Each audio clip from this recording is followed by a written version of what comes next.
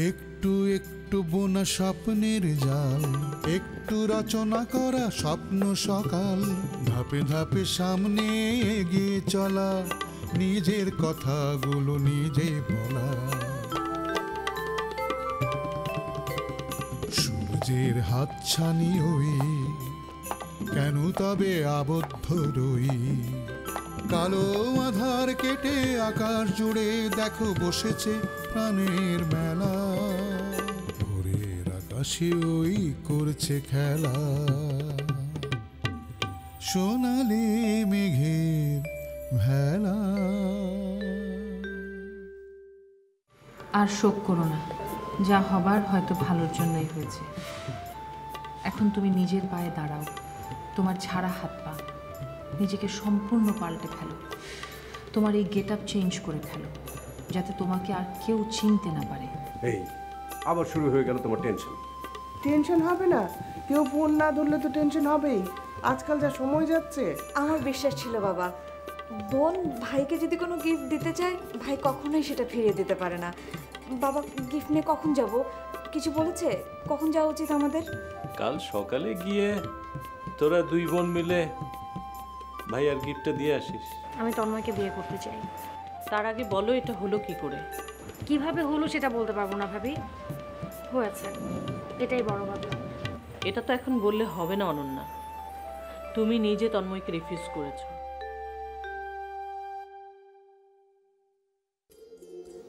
Julia, একটু তাড়াতাড়ি করবি প্লিজ, আমাদের দেরি হয়ে যাচ্ছে। ও আপু, একটু দেরি সহ্য হচ্ছে না, মনে হচ্ছে যে একদম উড়ে চলে যাবে।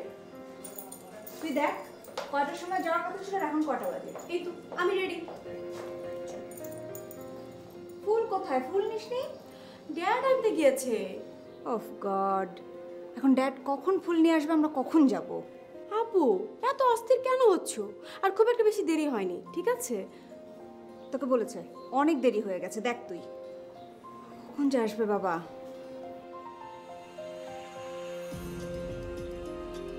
বাবা ফুল? ফুল তো গাড়িতে রেখে এসছি, যাওয়ার সময় নিয়ে নেবে। ও আচ্ছা ঠিক আছে, চল চল চল। আসি বাবা, চল। ঠিক আছে বাবা, হ্যাঁ শিওর, সাবধানে থাকিস মা।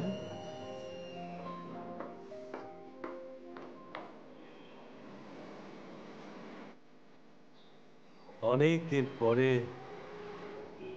মেয়েটার মুখে হাসি দেখলাম। গড ব্লেস হার।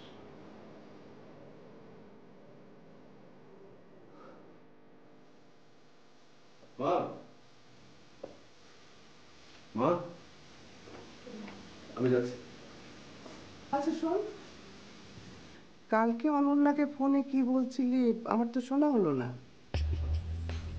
তোমার শোনার দরকার নেই মা, শুনলেই টেনশন করতে শুরু করবে। না শুনলেও তো টেনশন হচ্ছে। কি রে, খুব কি খারাপ কিছু? না মা, তোমার মেয়ে এমন একটা লোকের সাথে অভিনয় করছে যে লোকটা খুবই খারাপ, তাই ওকে একটু সাবধান করে দিচ্ছিলাম। খারাপ মানে কি? কি ধরনের, কিরকম খারাপ লোকটা? লম্পট টাইপের। আমার এক পরিচিত ভদ্রলোকের মেয়ের সাথে প্রেমের অভিনয় করে ভিডিও করে এবং সেই ভিডিওটা ফ্ল্যাশ করে দেবে এরকম হুমকি দিয়ে ওই ভদ্রলোকের পরিবার থেকে অনেক টাকা পয়সা নিচ্ছে মা। সত্যি?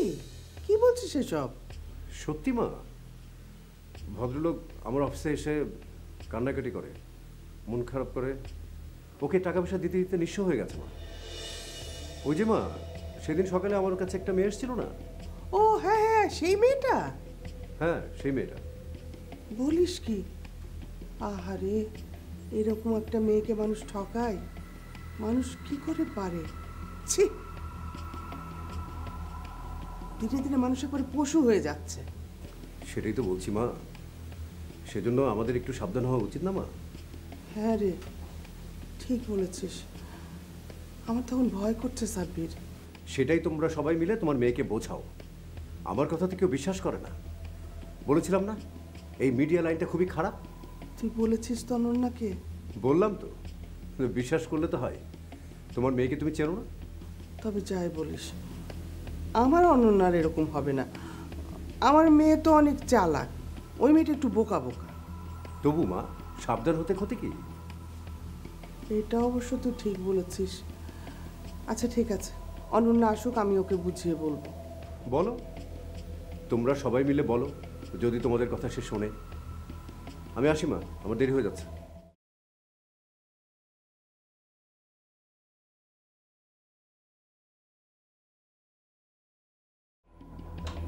অনন্যা, কালকে তোমাকে একটা কথা বলা হয়নি। তুমি তো তন্ময়কে বিয়ে করতে চাচ্ছ, কিন্তু তন্ময় রাজি আছে তো? তোমার কি মনে হয় তন্ময় রাজি না থাকলে আমি এমনি এমনি বলি? বাবা, এত দূর? তুমি না বললে বেশি দূর না। এখন তো দেখছি পুরো জার্নি শেষ করে ফেলেছো। না, মুখে কিছু বলেনি, ভাবভঙ্গিতে বুঝেছি। হাব ভাবে বুঝলে হবে না অনন্যা, সরাসরি কথা বলো, পরে যদি আবার উল্টে যায়। এবার কিন্তু এগিয়ে আর পেছালে খুব খারাপ হবে। ওদিকটা তুমি সামলাও, এদিক নিয়ে ভাবতে হবে না। ওদিকটা মানে? চন্দ্রা বা নাসরিন, ওদেরকে কিন্তু আমি সামলাতে পারবো না। চন্দ্রা যেই জেদি, আমি তোমার ভাইয়াকে সামলাবো এটুকু বলতে পারি। এটা কেমন কথা? নাসরিন আপাকে কি আমি সামলাবো? সেটা আমি জানি না, তুমি বরং তন্ময়কে বলো ওর বোনকে সামলা। দেখি বলে। তুমি এক কাজ করো, আজকে থাকো, পরে ডিটেলে কথা বলবো। তুমি ও বাড়িতে চলো তো ভাবি, মা খুব চিন্তা করছে। আর কটা দিন যাক, তারপর যাচ্ছি। থাকো তো, মার সাথে গল্প করো, আমি কাজ সেরে আসি। আমার তো আর কোনো কাজ নাই। তাহলে যাও, কাজ সেরে আসো। আরে থাকো থাকো, তোমারই কাজে লাগবে। ব্ল্যাকমেল করছো? সুযোগ পেলে কে ছাড়ে বলো? কি যে হয় এসব। এই শোনো, ওই সাব্বির একটা কথা বললো, শুনে তো খুব ভয় লাগছে। কি কথা? ওই যে ওই দিন একটা মেয়ে এলো না। কোন মেয়েটা বলো তো? আরে ওই দিন শুক্রবার সাব্বিরের কাছে একটা মেয়ে এলো না। তা কি হয়েছে? ওই মেয়েটাকে নাটকের একটা ছেলে প্রেমের ফাঁদে ফেলে গোপন ভিডিও করেছে। মেয়েটার বাবার কাছ থেকে আজ 2 বছরে নাকি লাখ লাখ টাকা হাতিয়ে নিয়েছে। তাই নাকি? এ তো খুব খারাপ কথা। তো নাটকের কোন ছেলেটা? কি যেন নাম আমি ঠিক মনে করতে পারছি না। ছেলেটা নাকি অনন্যার সাথে একটা নাটকে অভিনয় করছে। তো সমস্যাটা কি? সাব্বির নিশ্চয়ই তোমাকে ভয় দেখিয়েছে। ভয় দেখাতে হবে নাকি? শুনেই তো আমার ভয় লাগছে, আমার হাত পা একেবারে কাঁটা দিয়ে উঠছে। শোনো, তোমরা যে ভয় করছো, আমার বিশ্বাস অনন্যার সঙ্গে সেটা করতে পারবে না। অনন্যাকে প্রেমের ফাঁদে ফেলা অত সহজ নয়, ও আমার মেয়ে। এত নিশ্চিন্ত হয়ে কথা বলা ঠিক না, সাবধানের মান নেই। শোনো, অনন্যা এলে ওকে ভালো করে বুঝিয়ে বলতে হবে। সাব্বির বৌমাকে দায়িত্ব দিয়েছে, বুঝিয়ে বলবে, তুমিও বলবে। শোনো, সবাই মিলে এরকম প্যানিক সৃষ্টি করার কোনো মানে হয় না। বৌমা বললেই চলে। আর আমার বিশ্বাস অনন্যা নিজে এসব ম্যানেজ করে চলতে পারবে। পারলেই হয়।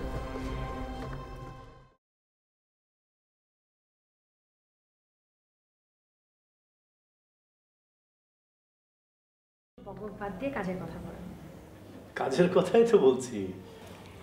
এগুলো তো আপনার কাজের কথা, আমার কাজের কথা না।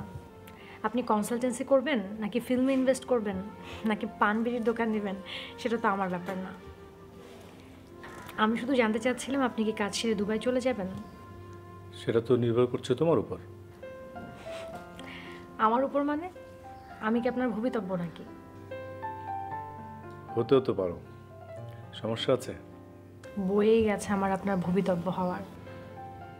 ও, তাহলে তো সব মিটেই গেল। Decision final? কি? টিভি স্টেশনের কাজটা হয়ে গেলে দুবাই এয়ারলাইন্স ধরে সোজা উড়াল দেয়া। দেন, উড়াল দেন, সাঁতার দেন, দৌড় দেন, তাতে আমার কি? সেই তো, তোমার কি? তুমি কেন তা নিয়ে টেনশন করবে? আমার কিসের টেনশন? আমার কোনো টেনশন নাই তো। কাল থেকে তো আমি নিজেই উড়াল দিচ্ছি। সে কি? কোথায়? কাল থেকে আমার টানা 15 দিন শুটিং। আর নতুন সিরিয়ালটা যদি হয়ে যায় তাহলে তো 2-3 মাস আমার কেউ দেখাই পাবে না। ও, কালকে থেকেই? তার মানে আজকে আপনার সাথে আমার শেষ দেখা। এরপর দেখা হতেও পারে, নাও হতে পারে। Excuse me. হ্যালো। মৃধা ভাই কাউকে ফোন করে কাস্ট করে না, এই প্রথম অনন্যা। মৃধা ভাই কাউকে ফোন করে কাস্টিং করলো। ও মৃধা ভাই, গুড মর্নিং, কেমন আছেন? এই যে আমি তোমার সাথে কথা বললাম আর মনটা ভালো হয়ে গেল। তা কি ভাবলে অনন্যা? বিদ্যুৎবাবু তো গ্রিন সিগন্যাল দিয়ে দিয়েছে, আর তুমি এখনো ইয়েলো সিগন্যালে আটকে থাকলে। আরে রেড আর গ্রিন একটা কিছু বলো। সরি মৃধা ভাই, আমি যাচ্ছিলাম আপনার ওখানে, একটু পরে আপনাকে ফোন দিতাম। বেশ, তাহলে চলে এসো। তার মানে ধরে নিচ্ছি তুমিও গ্রিন সিগন্যাল দিচ্ছ। হ্যাঁ, ওদিক থেকে সব কিছু ওকে থাকলে আমার তরফ থেকে কোনো সমস্যা নেই। আরে বিধা ভাইয়ের কাছে কোনো কিছু বেঠিক হয় না। তুমি চলে এসো, কাজের কাজ সব সেরে নেওয়া যাবে। তাহলে আমি তোমার জন্য ওয়েট করি নাকি? আচ্ছা আচ্ছা, আমি এখনই রওনা হচ্ছি, আসতে যতক্ষণ লাগে। এই সাবধানে এসো, রাস্তাঘাটে যে অবস্থা। ওকে, এসো এসো এসো। আজ উঠতে হবে। সেটা বুঝতেই পারছি। সরি, কিছু করার নেই। চলো।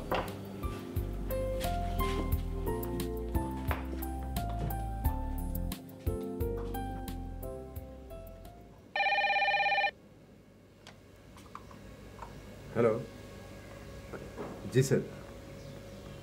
জি স্যার, স্যার আমি লোনটা স্যাংশন করে দিয়েছি, আগামীকালে অ্যাকাউন্টে ট্রান্সফার হয়ে যাবে। জি স্যার। All right sir. জি, আসসালামু আলাইকুম।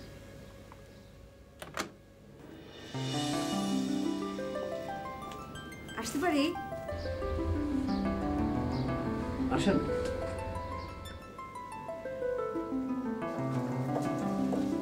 বসুন। প্লিজ আপনি আমাকে আপনি আপনি করে বলবেন না তো। আপনি আমাদের কত বড়।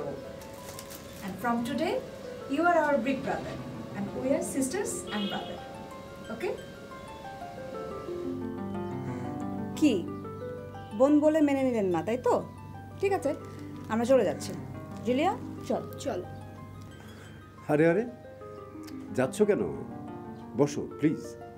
এত বড় একটা অফার দিলাম, আপনার কোনো রেসপন্সই নেই, তাহলে আর কি করে বসি বলেন? বসো বসো মারিয়া। তুমি তো জুলিয়া, তাই না? আপনি আমার নাম জানলেন কি করে? বলবো, আগে বসো, দুজনেই বসো, তারপরে বলছি। বসতে পারি যদি এটা আপনি নেন। Thank you. Please have a seat.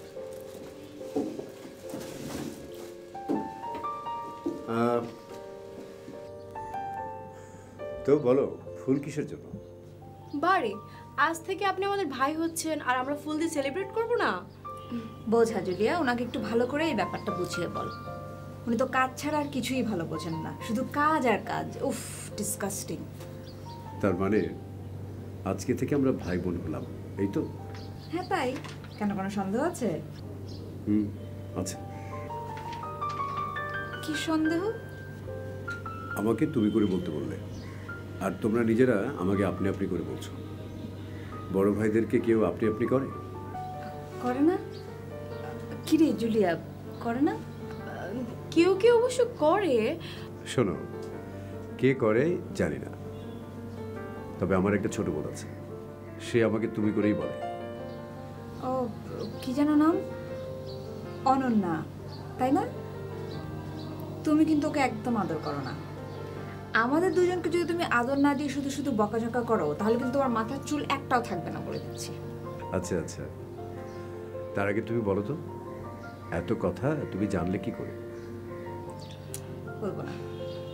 দেখো, তুমি আমার বড় ভাই, তোমার ব্যাপারে সবকিছু জানার অধিকার কিন্তু আমার আছে। আচ্ছা, তোমরা তো আমাকে ফুল দিয়ে সেলিব্রেট করলে, আমি তোমাদের কি দিয়ে সেলিব্রেট করবো বলো তো? আদর দিয়ে। জানো ভাইয়া, ভাইয়ের আদর যে কি জিনিস সেটা আমরা দুই বোন কখনোই বুঝিনি। মিষ্টি না ঝাল, তেতো না টক, we never feel it. এই একই অভিযোগ তো অরণ্যও কতবার করেছে, আমি ওকে পাত্তা দেইনি। তবে আজ কেন ওদের এত বেশি আদর করতে ইচ্ছে করছে? কই, আমি তো কখনো অনন্যাকে আদর করিনি।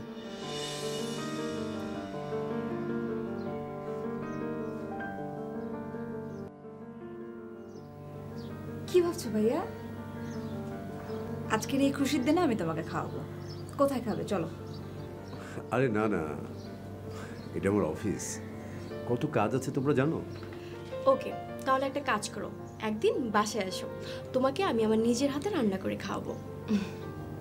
ওরে বাবা, তুমি কি নিজে রান্না করতে পারো? হ্যাঁ, অনেক কিছু রান্না করতে পারি। বাবা, এই বয়সে রান্না বান্না সব শিখে গেছো? মামারা মেয়েদেরকে শেখার জন্য বড় হতে হয় না, শিখতে শিখতেই বড় হয়।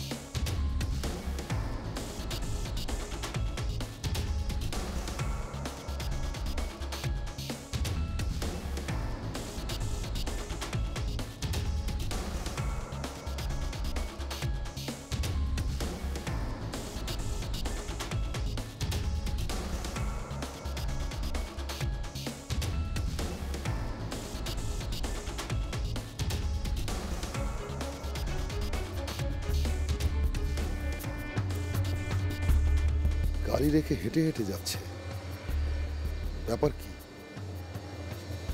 জানতে হবে।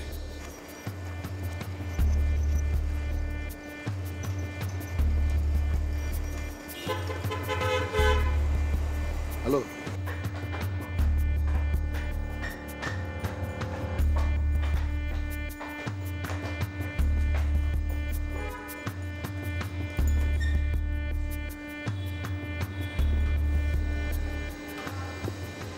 কখন থেকে ফলো করছিল তুই দেখেছিস?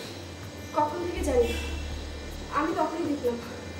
ভাগ্যিস তুই দেখতে পেয়েছিলি, না হলে কি যে হতো না। একটা অসভ্য, বদমাস, শয়তান একটা লোক। মাঝে মধ্যে মনে হয় এই লোকটাকে একদম খুন করে ফেলি। খবরদার, এইসব ভাবনা একদম মাথা থেকে ঝেড়ে ফেল।